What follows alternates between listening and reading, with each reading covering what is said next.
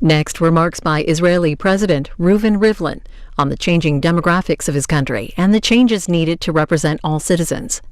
This 45-minute event was hosted by the Brookings Institution.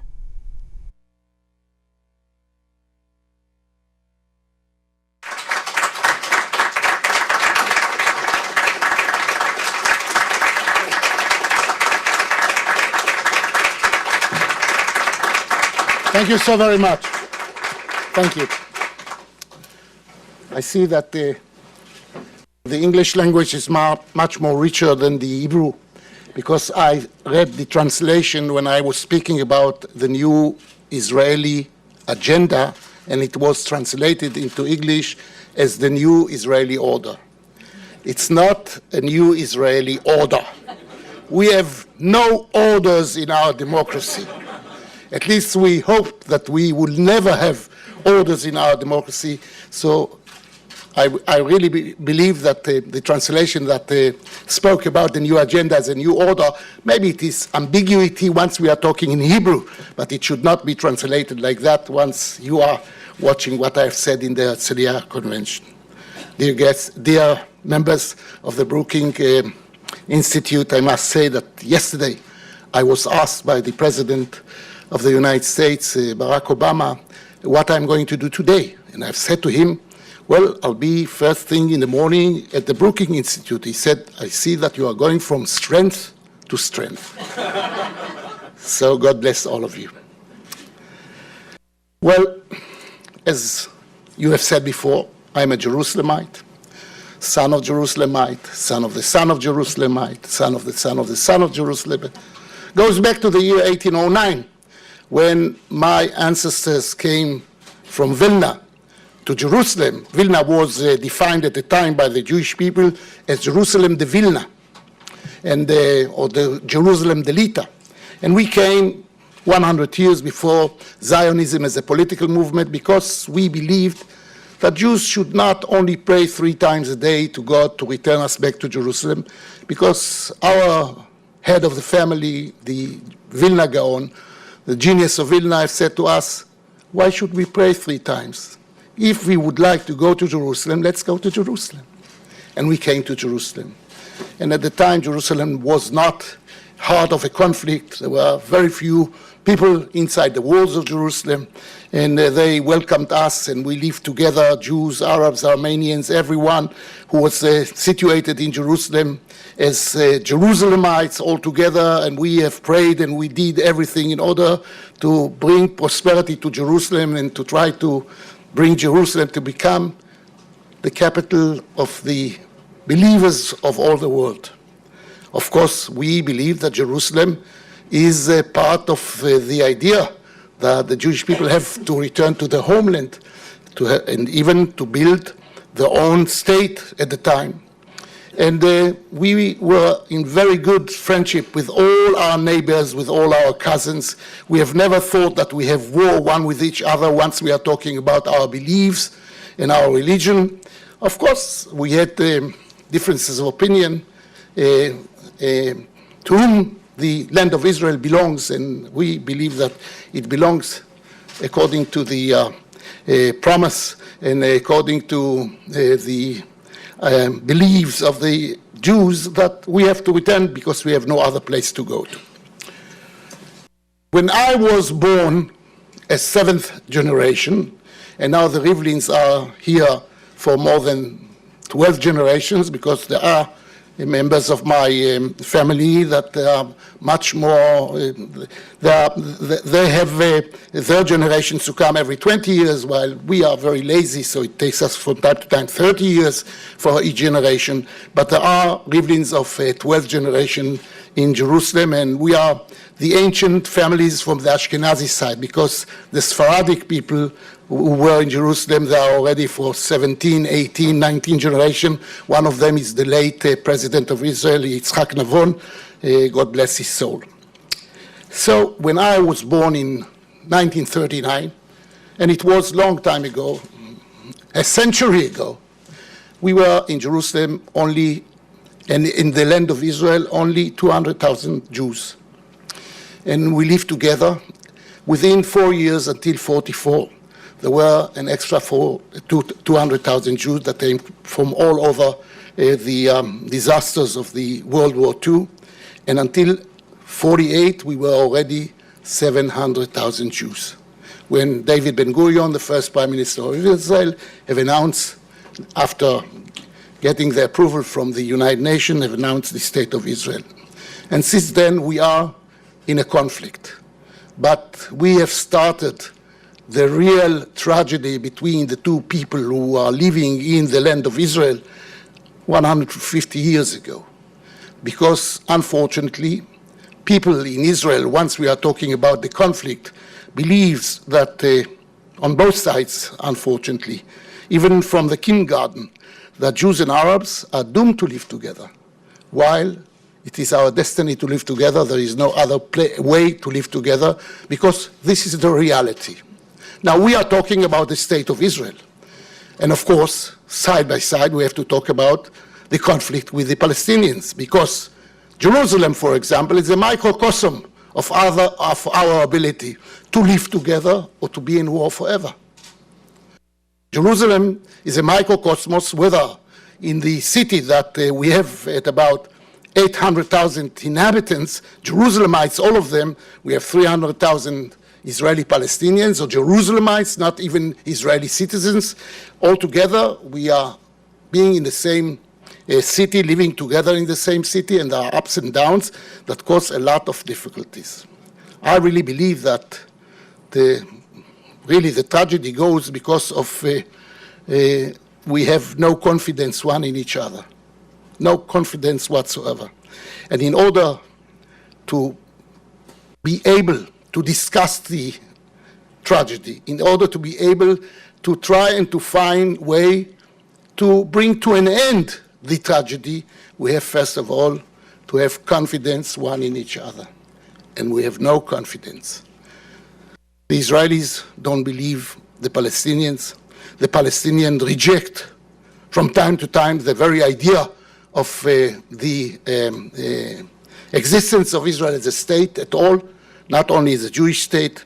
And that brings us all the time to ups and downs, to understanding from time to time. Till a few years ago, once we were talking about the Palestinian entity, about President Abbas, that has changed his strategy, and I believe that he knows very well that the future of the Palestinian people, and I never was one who learned how to patronize anyone. I'm not patronizing anyone whatsoever. Because of that, maybe members of the Israeli parliament have decided that they prefer that I will be the president of Israel, because we don't agree about the idea of the future of Zionism, but they agree that when I talk to them, never I patronize them. So I really believe that without patronizing anyone, President Abbas knows very well just now that only a few years ago the Hamas was a sort of problem to the Palestinian community. And unfortunately now, most of the Palestinian citizens or the Palestinian people believe that the Hamas is the solution and not the problem. And that brings us to a very, very delicate situation. And I would like immediately to go to the real idea of cooperation, and I believe that the breach, the foundation of every breach, to bridge the gap between the peace agreement between us and the Palestinians and the lack of ability to trust one of each other, is to start and to begin with the Israeli citizens, Arabs and Jews all together, because when they will understand that they are Israeli citizens, they are serving in the Israeli Knesset, they are part of the Israeli environment, they are part of the Israeli hope, they should be part of the Israeli hope, they are part of the Israeli hope for to be able to really succeed as a human being, as a citizen, not only as a member of one of the communities. Well, when I was born, we have absorbed the Jewish people, so many people who came from all over, from 70 diasporas, from 70 communities. Everyone had his own tradition. Everyone had his own way to pray and to worship God. Everyone had his own foods. Everyone had his own habits. And we have absorbed one each other. The Polish have absorbed the Yemenites have absorbed the people who came from North Africa, those have absorbed those people who came from Russia. Everyone absorbed the people who came after them. And we all were in the feelings that we have to build the Jewish state, that we are one community, in spite of differences of opinion between right and wrong, I mean left and wrong or whatever, between people who believe the way of Zionism and where Zionism should lead us to. Everyone really understood very well that we have to be together because there is no other way to bring to the succeed of the idea of the Jewish people to return back to their homeland. So we were 80% of the population altogether. We knew that we have to serve in the army because there is no other one to protect us but the IDF, and it was our army. It was everyone had his own children in the army, and we had the same idea that we have to be together in spite of all differences of opinion. And like in the Talmud and the Gemara, Jews cannot live without differences of opinion. Beit Shammai, Beit Hillel, even the candles of Hanukkah, we don't know if we should light them from the first one to the eighth one or from the eighth one to the first one. And Halacha kebeit Hillel. So the idea, the core of our tradition is that we have all the time to debate. But we knew one thing, that we are one community. Even people who believed in God more, or really held the 630 mitzvot more or less, because there were even people who have held only 30 mitzvot, they were brought up in a synagogue and they didn't know that there are other synagogues. Although we always said that in every Jewish character, in every Jewish person, you have three people who, one goes to this synagogue, and that one goes to the next synagogue, and both of them will never enter the third synagogue. But of course, we had the idea together, and there were minorities, and we have established the democracy of Israel in a parliamentarian way of acting democracy, and we couldn't achieve the ability to write down and to bring to approve a constitution. And why it's so? Because we thought the majority from the left side to the wrong side, or from the left side to the right side, or whatever, we felt that without the understanding of the minorities, we could not actually bring to the approval of any kind of constitution, because the constitution, first of all, have a task and a role to keep the rights of the minorities. And we had two minorities, and at the time when we were 80% of the population of Israel in the idea of Zionism and the idea of bringing the state of Israel to prosper, we were talking to the minorities. And there were two minorities, the Arabs and the ultra-Orthodox. And they rejected the idea that the Israeli state would be defined as a Jewish democratic state. The Arabs said to us, well, if we are all in Israel, and we accept Israel because we are citizens of Israel, in spite of the idea that our people are in war with our state.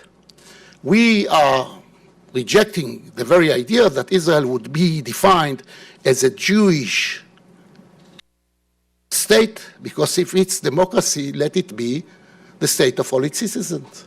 You can decide from time to time what would be the nature, but don't put it into a sort of constitution. Once we will have majority, if it is possible, to change the definition and to change the character of the Jewish state, not to be a Jewish state, but a state of all its citizens, then we would not agree to to give our support to any kind of constitution that will say that Israel is a Jewish state. And we have said no. We know the need for the next few hundred years to remain Israel as a Jewish state because the Jewish people have no other place, and we have to keep in our hands the only prerogative to have the right of return to every Jew to his real fatherland, to his homeland.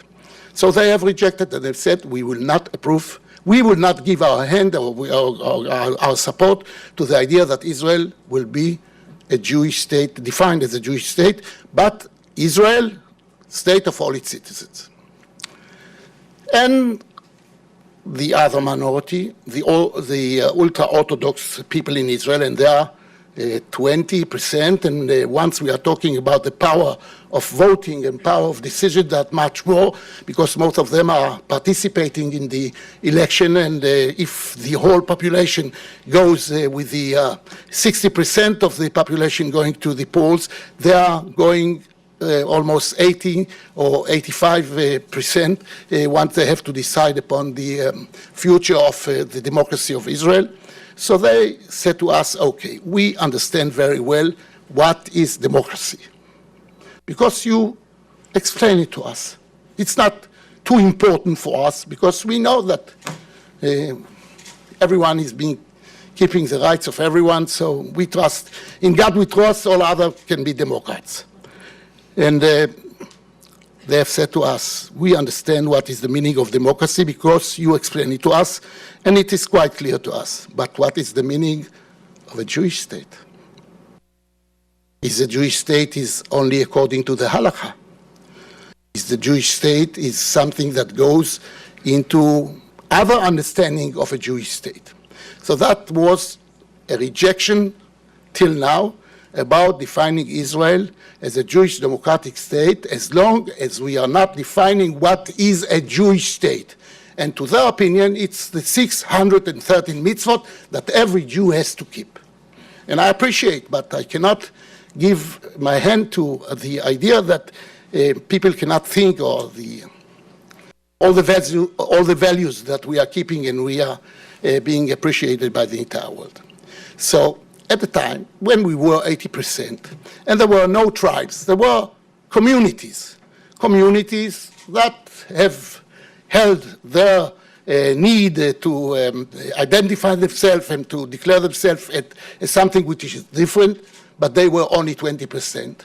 They went to their own school. They could influence the community, the atmosphere in Israel, of course, but they could not be decisive. Once we had 80% of the center, and some of them were even, when they were seculars, they were Orthodox seculars, because when they were brought up, the first synagogue that they went to in Israel, in Jerusalem, was an Orthodox synagogue. So when they went to, they understood and they believed that Judaism has no problem to do whatsoever. They have never was brought up in New York or in Los Angeles or in Washington or all over. What they saw till they found out that they would like not to fulfill every one of the orders of the halakha, they did it according to their belief and to their way of living. But we went to different schools and we learned different programs. And now I only showed the people of Israel the mirror of our community. I'm not so sure that I have the solutions. I'm not so sure that I have the idea how we can solve problems, how we can bring it to an end. But what I have put in before the population in Israel is the idea that we are now not minorities, because every one of the tribe is in the same, they have the same, as they have the same size. Thank you so very much. Now I understand why I have a diplomatic, really.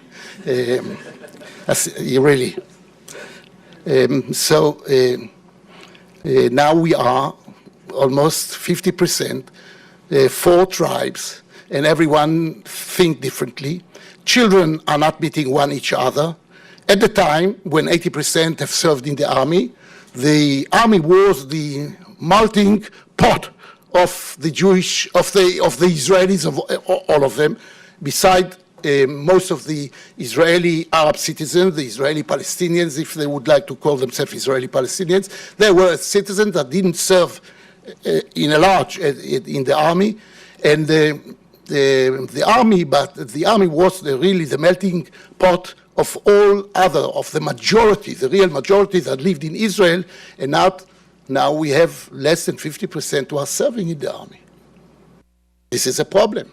So the only place that Israelis could meet within 5 or 6 years or 10 years or within one generation would be at work, which means that they will find themselves really strangers one to each other.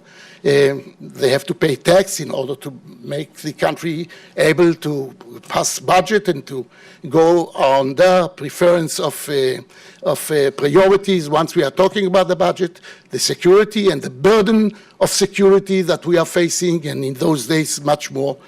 And because of that, what I've done is to show the whole Israeli people and population that we have something to think about, because it is not anymore minorities and majority.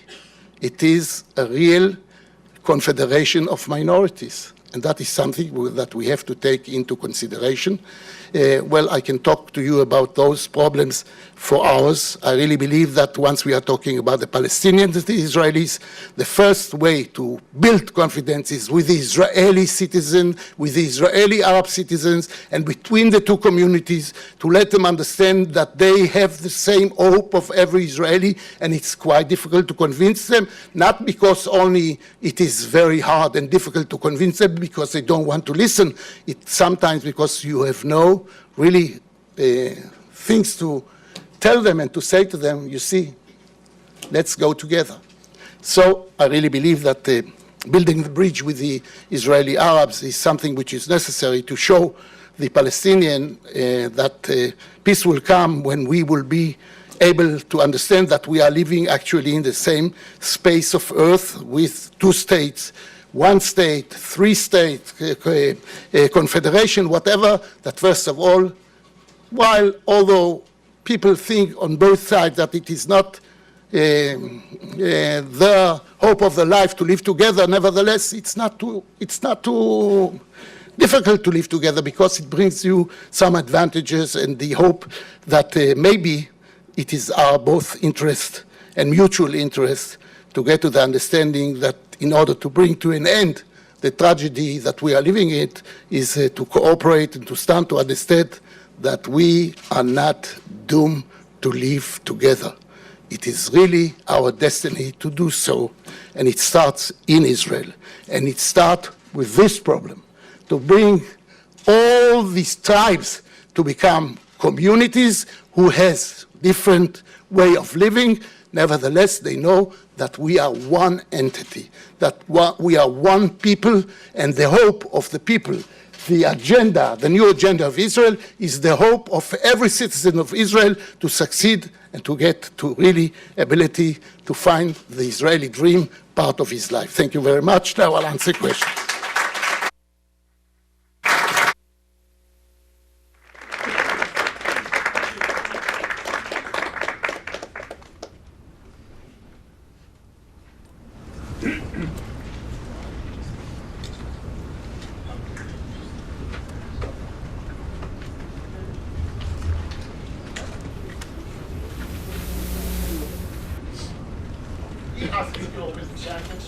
I apologize. Yeah. Mr. President, is this on? Mr. President, it's really a special honor for me in particular, of course, for Brookings. I'm also a Jerusalemite, of course, as you know, and so it's really particularly special for me.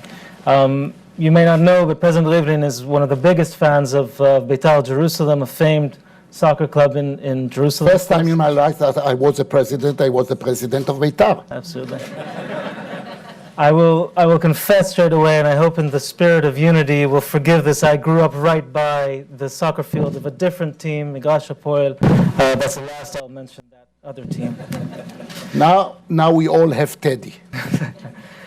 Your Excellency, you spoke about Jerusalem, and you spoke about your family being there from the early 19th century, long before the modern Zionist movement. And Jerusalem, of course, is troubled. It's on many people's minds here in D.C. as well.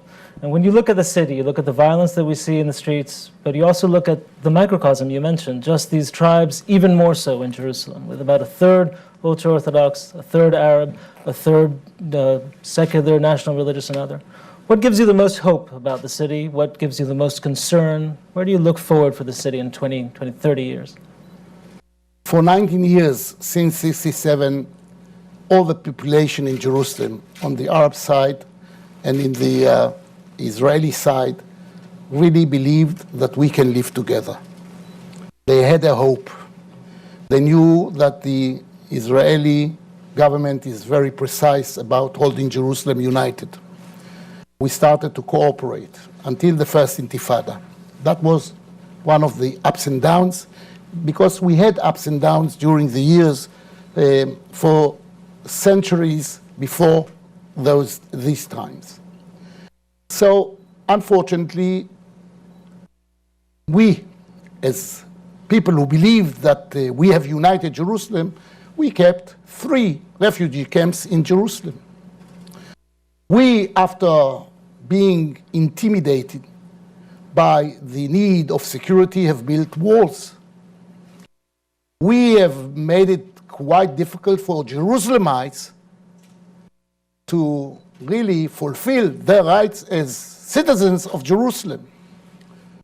You know that Mayor Teddy Kollett have succeeded at the time, in the year 1984, to achieve a mass majority in the Jerusalem municipality, because more than 20,000 Jerusalemites from the Arab neighborhoods have voted for him, because they said we have to decide upon our future as citizens, and we would like to influence. Even at the time, there was a gentleman by the name of Senora. I was a member of the Jerusalem municipality, and he have warned us, the Israelis, listen to us. If you are not going to return back from the idea of uniting Jerusalem or implement the Israeli law on all over Jerusalem, I'm going to run to become the mayor of Jerusalem. I, member of the Likud, said to him, welcome, I would like to be your your deputy. In the Likud, of course, they were very much annoyed about my announcement. And I said, if you are really supporting the idea of the Jerusalem Act of the Knesset of Israel, then I'm ready to really to contribute everything that you will become part of the Israeli experience, part of the Israeli way of running Jerusalem. I welcome you. Of course, the first Intifada and the second Intifada brought us once again to the problem that we failed to find really understanding and believe that we can live together. I believe that there are a lot of projects. At the time, for example, there was the electricity company of Jerusalem, of East Jerusalem. And we thought that maybe we could combine them with the Israeli electricity company. And I've said to Teddy Kollett at the time, no, we have to keep the electricity company of Jerusalem to be operated by them, because we need people from the Palestinian side in Jerusalem to have the ability to run, to manage, and to be part of the people who are running Jerusalem. And they were hesitating.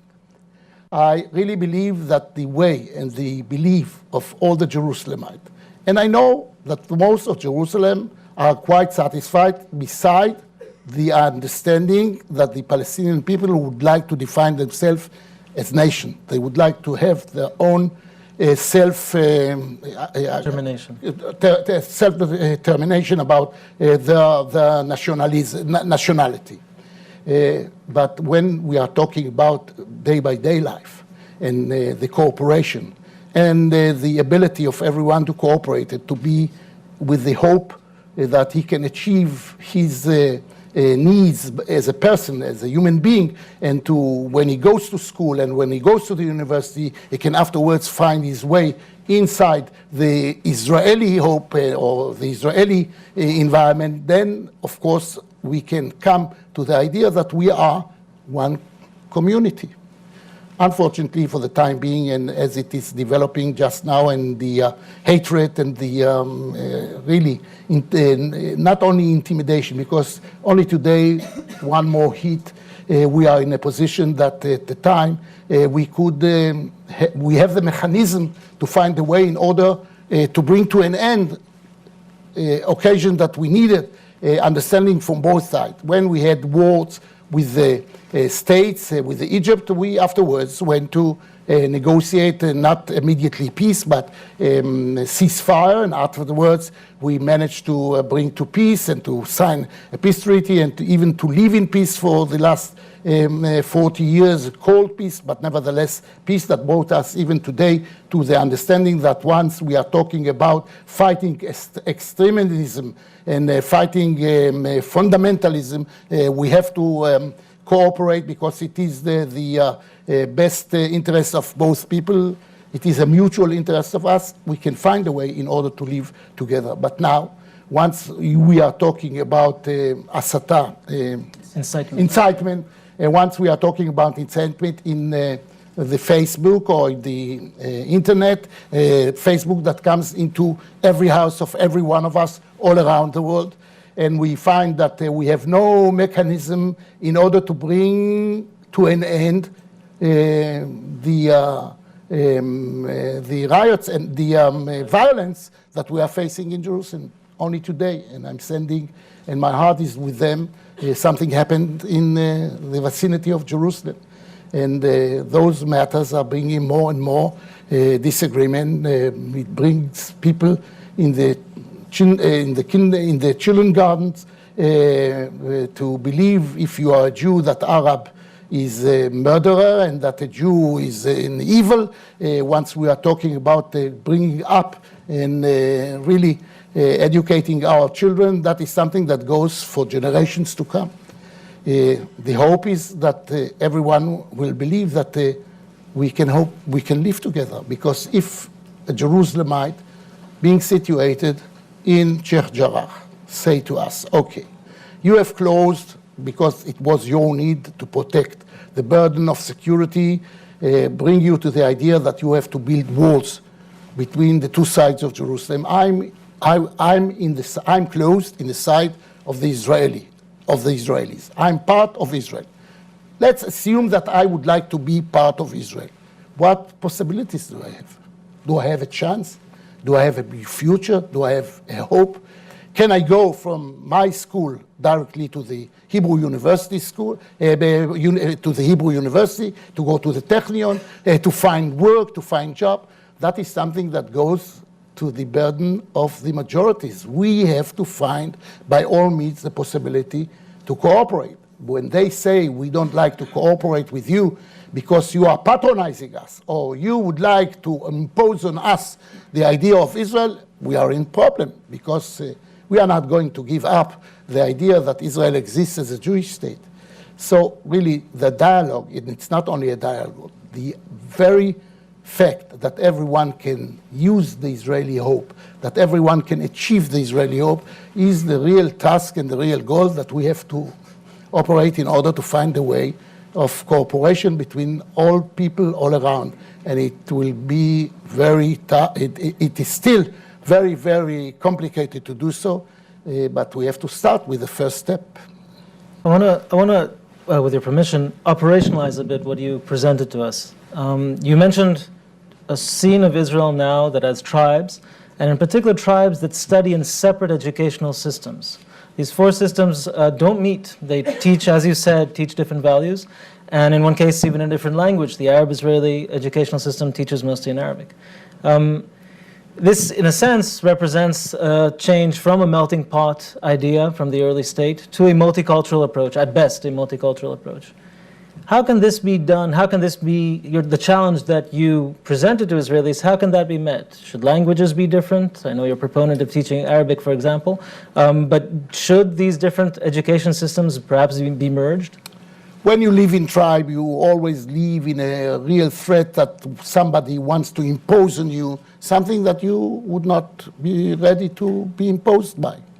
We are living according to our tradition, they would say, according to our principles, according to our values. We can cooperate, but you cannot impose on us.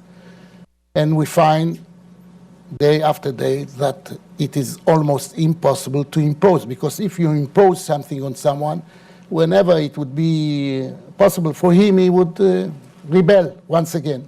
So we have to find the understanding that we are living in communities, but the communities needs to cooperate because we are living also as one country, as one people, as one people that have differences approach to life, with differences approach to beliefs, differences of approach of the way and even of values. But we have to have common values and the understanding that every one of us can live together with the other side, and the melting pot has to be something which is just now be found by every one of us, because you are saying the right thing. Most of the Arab Israelis knows Hebrew. Not fluently, but they know how to talk Hebrew. There are very few of the Jewish people in the state of Israel who knows Arabic at all. Their parents, some of their parents who came from Arab country, they knew. And once we are talking about the people of Israel. At the time, we were Ashkenazim and Sfaradim, and we have tribes from all over the 70 diasporas that have come to Israel. I, for example, a grandpa. I'm a grandpa to 9 grandchildren, 5 boys, 4 girls. 2 of them are Yemenites. You can have no mistake when you see my grown-up grandchildren that are serving in the army just now. You know that they are Rivlins, but you are very sure that they are Yemenites. Nothing, you cannot be mistaken. Their mother is so dominant that there are 2 Yemenite Rivlins. The Gaon in Vilna, I don't believe that in his way of thinking and his beliefs, and he was really one who thought like a prophet about the people of Israel. He was not sure that after 8 generations he will have 2 grandchildren, Yemenite grandchildren. I have 1 Moroccanian. I have 3 Iraqians. Wonderful, 2 of them are girls, 1 is a boy. Wonderful children. They are from Iraq. Nothing to be mistaken about. Don't tell anyone, but I have another 3 that are Ashkenazim, but not everyone can be perfect, so we are managed to be also along with the Ashkenazi grandchildren.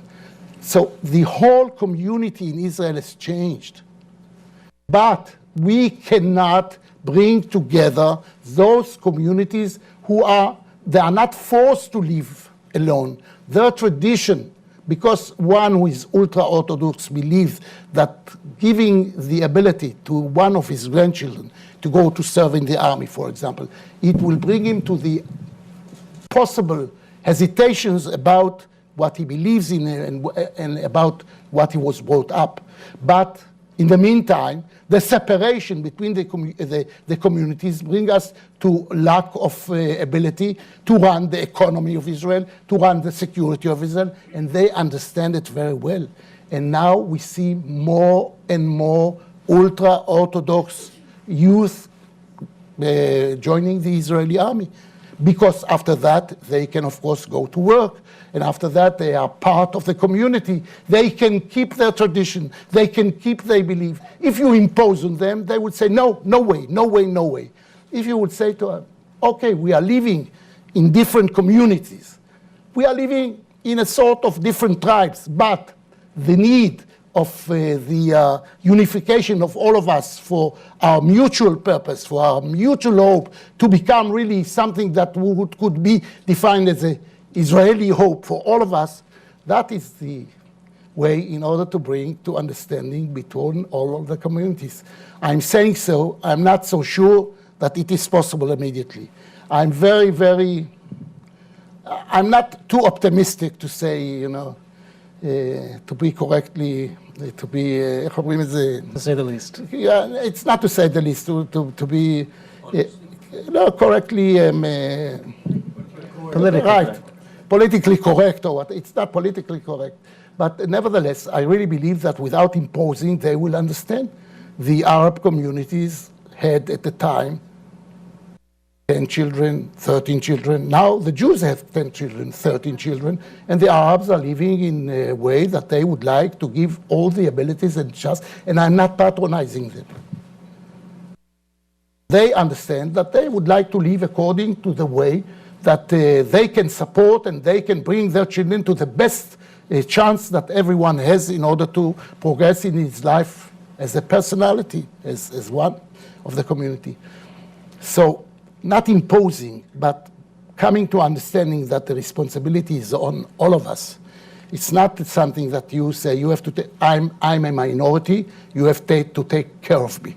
Because minorities are saying we have to be protected by the majority. Now there are no more majority. Every majority can become a minority in no time. We are four communities that creates the Israeli experience, and the Israeli experience being led only by 38% of the population is something that cannot be done once we are talking about 10 years to come. So I really believe convincing one each other, showing one each other that we can live together, to live together and separate and together in the same nation, in the same population.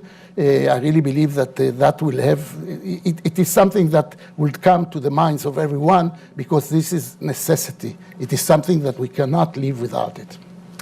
Thank you, sir. You outlined in your talk 4 challenges, 4 tasks for the Israelis, and among them was creating a sense of security for all citizens and also creating a new sense of Israeliness, what Israeliness would be in this new agenda. Israeliness would be the hope of every Israeli from all tribes or from all communities that he have a chance to progress in Israel, although he belongs to one of the communities that are living all together in Israel. Once you will understand that you don't have to meet, for example, we have some projects, programs. Some programs being led by the presidential house to bring together children from ultra-Orthodox schools, from Israeli Arab schools, from general schools, and from national Orthodox schools. All together, they are meeting every month. There are such 100 meetings between all those schools from all over Israel, and we are doing a lot in order to let them operate through the internet first of all, and then they meet each other and they see we are all the same. Actually, we are dealing with environment problems, with not something that goes into the merit of the differences between the communities, about general ideas. And they find themselves sitting all together and come home. I must say that some of the parents are refusing to let the children to go into such meetings between all the groups, especially when we are talking about a Jewish school and Arabic school in the state of Israel. There are both schools in Israel. Nevertheless, when we are meeting, they see actually that they are the same. They have the same ability to analyze different issues that they are dealing with once they are in connection through the internet, and after that they meet, and after that they become friends, and after that they are going to summer camps together, and that could bring us to the understanding of every community from all over that it is possible, Okay, we are different. Okay, we have conflict between nations. Okay, we have a real culture war. We have really differences of opinion about how to worship God or how to behave. Nevertheless, we are one unit. Without the other, it's impossible. And that has to start from the beginning, from the high school, and even from the elementary school. Mr. President, you have to make it to Capitol Hill, and so although we could continue for hours with this, with fascinating Wait here, I'll return back. We will. Thank you very much. It is a real pleasure and to meet you. I've heard about the Institute many times. I appreciate, I read the reports from your sessions here, and I was very proud, and I'm very honored to be here, and I'm very happy. God bless all of you. Thank you so much. Thank you very much, sir. Thank you. And please remain seated while the President leaves. I'm the leading state sponsor of terrorism.